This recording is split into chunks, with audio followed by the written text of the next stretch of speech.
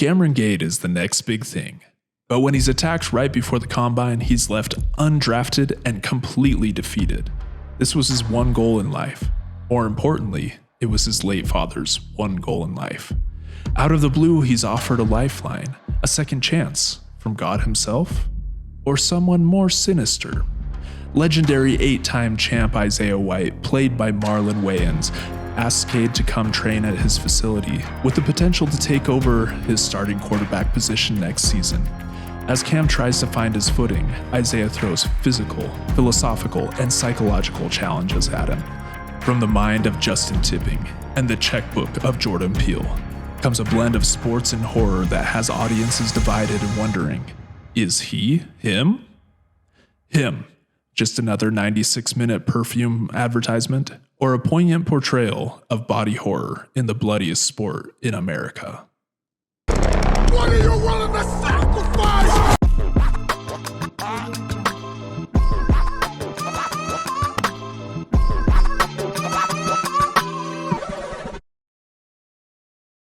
Welcome to the Burnt or Buttered Podcast. I'm Toast. And I'm Stetson. And today we are talking about him. And not to be confused with the hymns that you sing at church. That was very confusing. I thought, I don't know where to go with this one, actually. I was going to yes and you, but I didn't just go to improv like you did. As soon as we said him, I automatically just started thinking of church for some reason. I was like, Maybe it's a sign. Well, it also goes with this movie, Him, because Him is very, depending on the way you look at it, can be very religious. Yeah, there's definitely a lot of religious symbolism in this movie, a lot of references. We'll talk about that more as we go. What are your initial thoughts, or what did you think from the trailer when you watched it? Man, I freaking loved the first trailer. Like, I had no idea what the plot of this movie would be about. Yeah. You know, like you just see, what's his name, Marlon? Marlon Wayans? Marlon Wayans just screaming at Cameron Cade, you know, the main character. Yeah. And it obviously involves football. It all obviously involves like giving your all, or what are you willing to sacrifice? Like that's the whole premise of it. But it didn't give away anything else. Like I had no idea what was going to come of it. You have this, you know, kind of Nike action type vibe, you know, thing. And then at the end, he, you know, is bloodied and it says him and obviously looks like, you know, a Jesus figure. Mm-hmm. You're just like, man, like, crucifix. That is a lot of things to tie together. Yeah. I mean, visually, this movie was great. Mm-hmm. Like all of the visuals were well put together, well thought out, which is why I guess a lot of people are comparing it to like a Perfume ad, which they said a lot about Dune as well. I could definitely see more of the visuals thinking about that, more so in Him than Dune by far. I mean, like the contrasty black and white look, you know, the over dramatized, you know, Abercrombie and Finch feeling, definitely was notes inside this movie. Totally. Yeah. I guess, one thing that I'll say about it, in regards, not just to the visuals, another thing that I really liked was, the performances from both the main actors, Marlon Wayans and Tyreek. Was it? Tyreek Withers. Yeah. I have not seen Tyreek Withers in things before. I've obviously seen Marlon Wayans, and most of what I've seen from Marlon Wayans has been, you know, white chicks. It's been comedies. Mm-hmm. I haven't really seen him do a dramatic or a serious role before. So that was pretty interesting to see. And they both nailed it. Yeah. It was definitely like Isaiah White feels like somebody that could be alive, you know, or Marlon definitely convinced me of it. Mm-hmm. And yeah, I thought both of them were extremely believable. And the depths of the characters were there too. Like you had so many different levels of understanding or motivation or sacrifice that was there. And it's interesting to see the parallels between the two of like the goat with the goat's blood, and Cameron Cade coming up and kind of having this path chosen for him, where Isaiah White feels like he decided that path himself, where maybe I guess we don't really know. It's hard to know, but it seems like he just bought into it more, where he's just like, this is my path. This is exactly what I want. I'm going all the way. Where with Cameron Cade, it was more, it felt like there was always some sort of hesitation to the authenticity of like that he actually wanted it. Mm-hmm.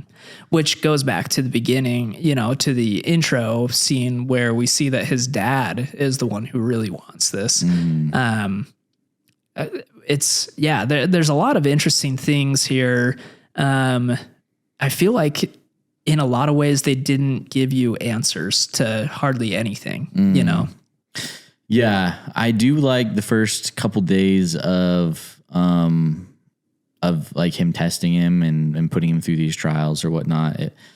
Thinking of it from like just the athletic side of it, felt like this could possibly be a real test. You weren't sure if it was for real or not, if this was just something that he really wanted to put him through as trials of showing him, hey, if you want to make it, this is what it takes. Like, are you actually willing to do what it actually takes to get to the next level?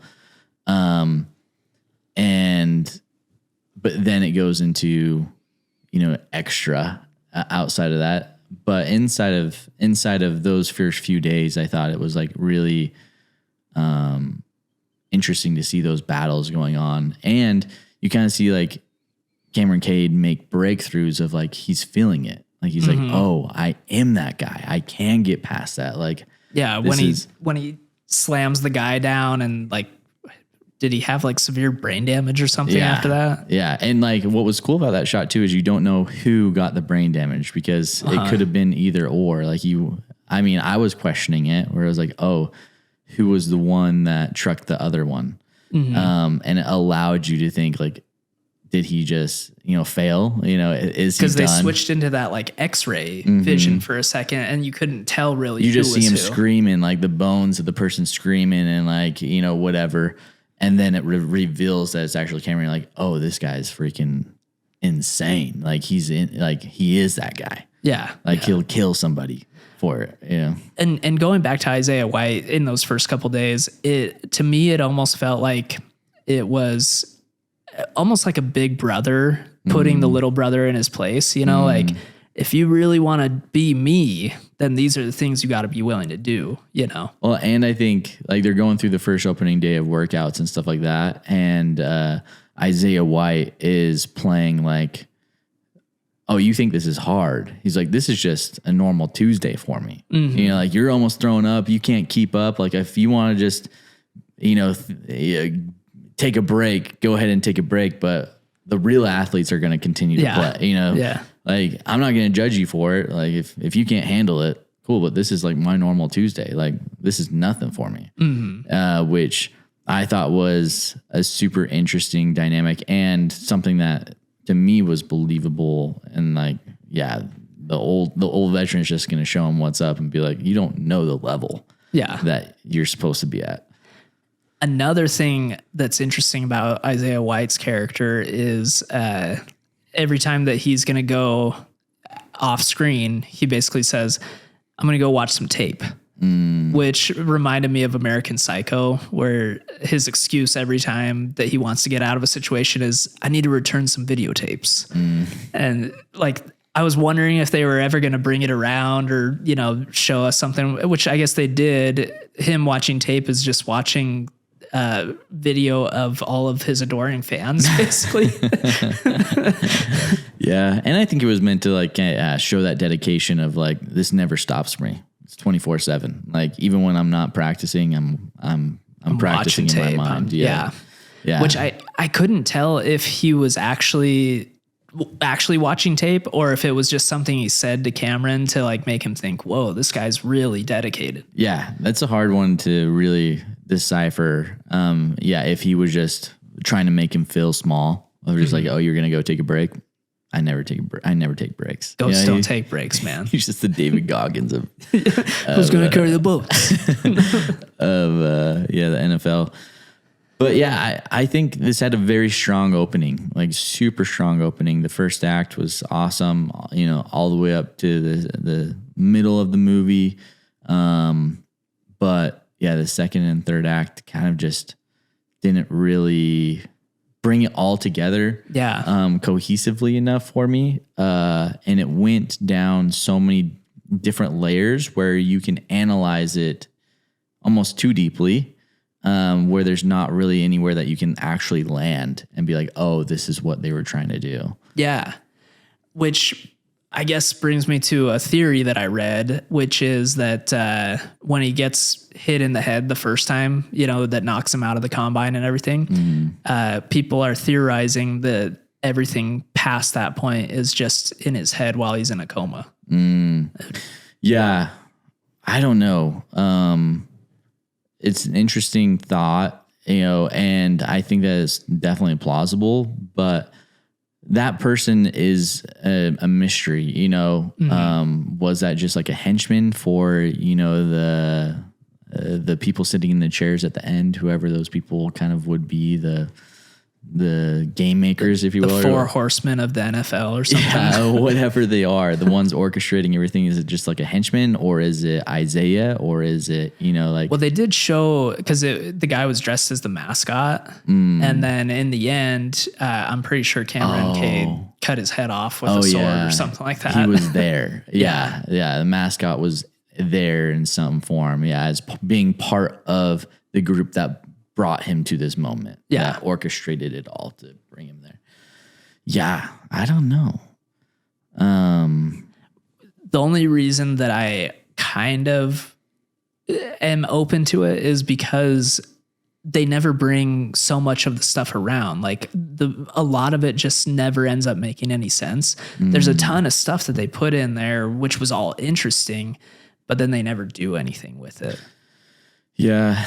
I mean, I feel like if that was what happened, it's more disappointing to me. Yeah. Like it makes it feel even more pointless. Because there's no real consequence. If it's just real, his life is ruined, basically. Yeah. If it's real, then I feel like there's more of an uncovering, like a discovery. Or if it's all in his head, then he kind of like innately somehow knows that these things are the way that they are, even though he doesn't know that they are. Or his head's just making crap up, Yeah. Yeah. I don't like it. I hope that's not what they were thinking. Because I do like the layers that are in this movie of relating it to, just the athlete side of what it takes to become a GOAT. And then the idea that goats are curated or created in the way that they don't really have a choice. They're kind of forced to be that. Yeah. They're noticed for a certain talent, and then they have to be that in their life, and everything's kind of designed to benefit other people.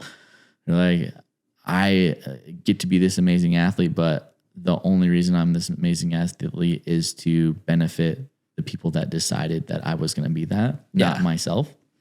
You get the notoriety, but it's more for the people. Well, and then your whole life is what Isaiah White is doing during this movie, which is just continually training and getting better and like until someone comes and kills you. Yeah, to become you. And every season, at least I see it as this is not the first time Isaiah White has had to defeat somebody, I feel like he's had to defeat several people to continue being the GOAT for as long as he has been. That would have been an interesting and welcome reveal, like when he's in that room fighting he outlines, he's like, you think you were the first to try and take me? You know, like, you think you're the first one to get my blood? You know, or whatever it is, that conversation, to then reveal, like, this isn't my first rodeo. Like, I am the GOAT because I eat little squirts like you for breakfast. I continue to win. Like, I continue to do what it takes. Like, I want to kill you, you know, because, like, that's who I am. Yeah.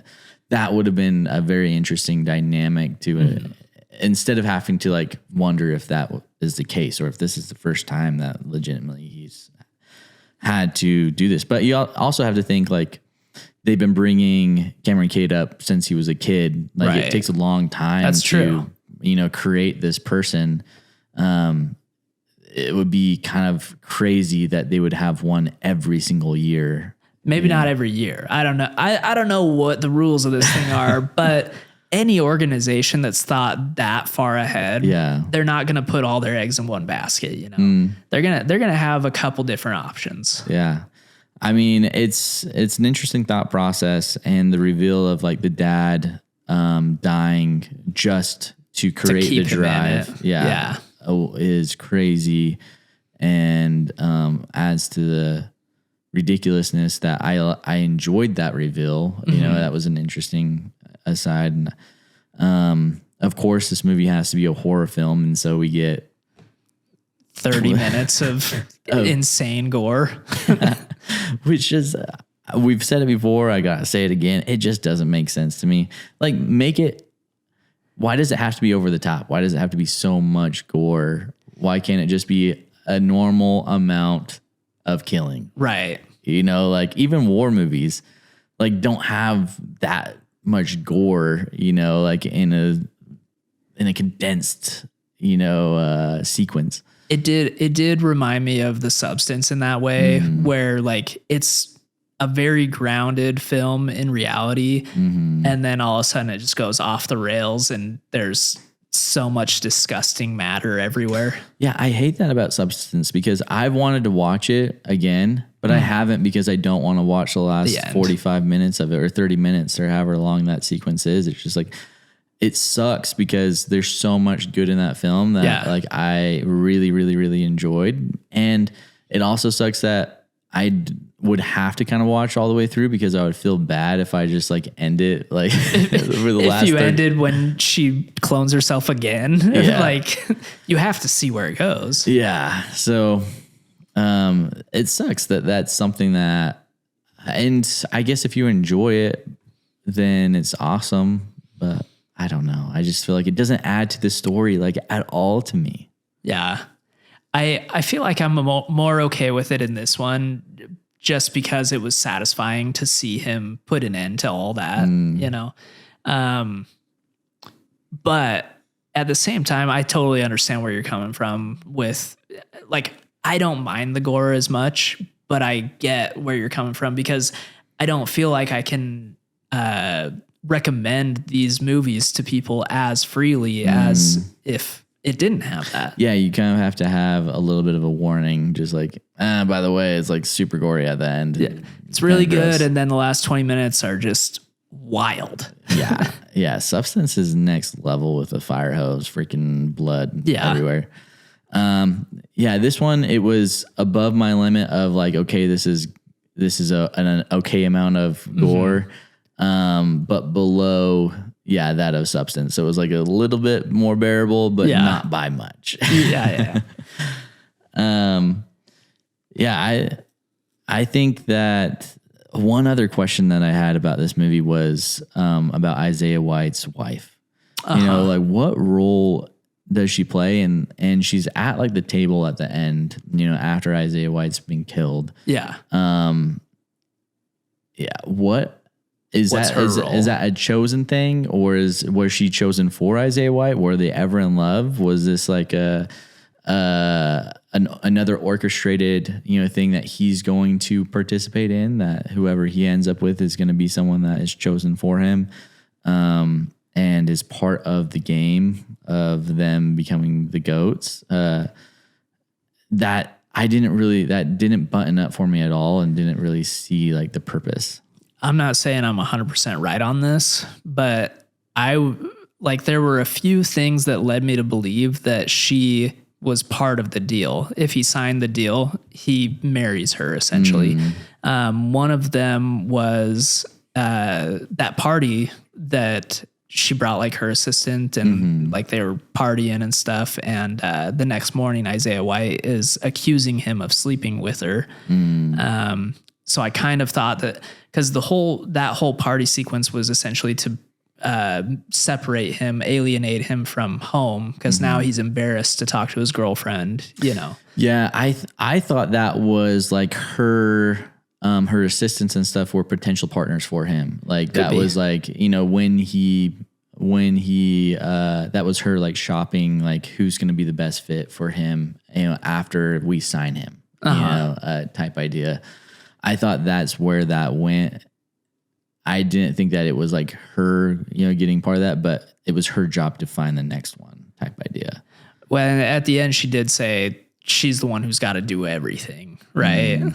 So it made it seem like she definitely had a bigger role than just being, you know, a spouse or whatever. Yeah. But who knows? There's so many of these dead end things where you're like, oh, that's an interesting idea. I hope that they explore that, and then they didn't. Yeah. You know? There's too many circles that weren't closed. Yeah. It was just a lot of open loops that you're just like, where is this heading? And it's not like a fun movie to close those loops on your own. You know, there's other movies that leave them open kind of on purpose, and it's fun to be like, oh, this is what I think in it. And it's like a perfect closure. Yeah. And then there's another one that's perfect as well. And so there's fun ideas that can be kind of competing. For this one, there's too many layers there to where it's not fun to close them, because even when you close this one, it leaves this one open. You know, it doesn't like, all of them can't come together. Yeah. Which is frustrating because it was shot really well, because it looked beautiful, because like the performances were phenomenal. Yeah. It feels like one of those ones where if enough people cared about the story, then we would get the Justin Tipping version, you know, like I imagine that there's more stuff that was written and maybe they had to trim it for time. I want to give them the benefit of the doubt that There's it was context. a smarter script than it was. Yeah. But we didn't get that. Yeah. You know? Yeah. It definitely leaves you wanting something. And the frustrating part is you don't even know what it is that you want. At least for me, like I'm not 100% sure where I want those to go. Yeah. And like what type of closure I'm seeking, you know, and if it's possible to get closure that I want that would feel satisfying. Like that's the frustrating part of it is you just feel like there's something missing, but you can't really name it perfectly. Yeah. There's too many doors open that they just never figured out where they go to, you know? Yeah. Well, should we put a rating on this thing? Let's put a rating on this thing. When I walked out of the movie theater, I thought I'll give this a 2. Despite all the things that I liked, it wasn't like a movie that it wasn't entertaining enough, but it also wasn't, it just wasn't what I thought it was going to be, you know? And that's not always a bad thing. I like being surprised, but when you leave too many of these questions unanswered, and there's no way to find an answer, like you didn't establish any lore, you know, like even the attempt to explain at the end was so half-hearted where they really didn't, because he wasn't interested in an explanation at that point. You know? Anyways, I wanted to give it a 2 when I left. Then I spent like the next 3 days thinking about it, and I was like, 2.5. All right, I'll give it 2.5. And then you and I were talking about how good Tyreek Weathers and Marlon Wayans did, and how believable their performances were. And then I thought I'll give it a 3. So I'm going to stick with a 3. That was a very long way to That's say. a journey, man. But I see the process. Yeah, it makes sense. Some movies stick with you. Yeah. And this one stuck with me for a couple of days. See, for me, I kind of feel the opposite, where coming out of the movie theater, I was like, oh, I can really see like so many things that were really great about that movie. And I felt pretty semi-satisfied. I really enjoyed the visual part of the movie. I really enjoyed the performance. And so coming out of that, I was like, man, that was a pretty dang good movie, you know, like, or like, you know, just above average. It didn't make you that mad. Didn't make me that mad. But the more we talked about it and the more like I really thought about the meat of the movie, the more those holes like just continued to get bigger and bigger and bigger. And so I would say that I originally started like probably 3.5, 3, and I'm going to give it a 2. Whoa! Just in the way that it's not satisfying, you know, like it looks good, but it's not something that I am going to be like, man, like I'm going to look back and say that's a good movie. Yeah. And I don't know how to save it other than a Justin Tipping version. maybe give the whole thing to Marlon Wayans and have him edit it. It'd be interesting, but sweet. Well, let us know what you guys thought about this one.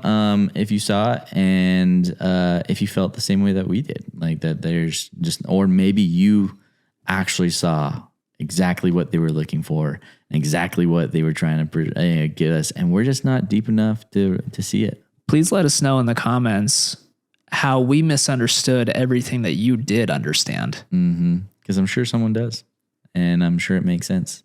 So let us know what it is, and we'll catch you in the next one. Pop, pop.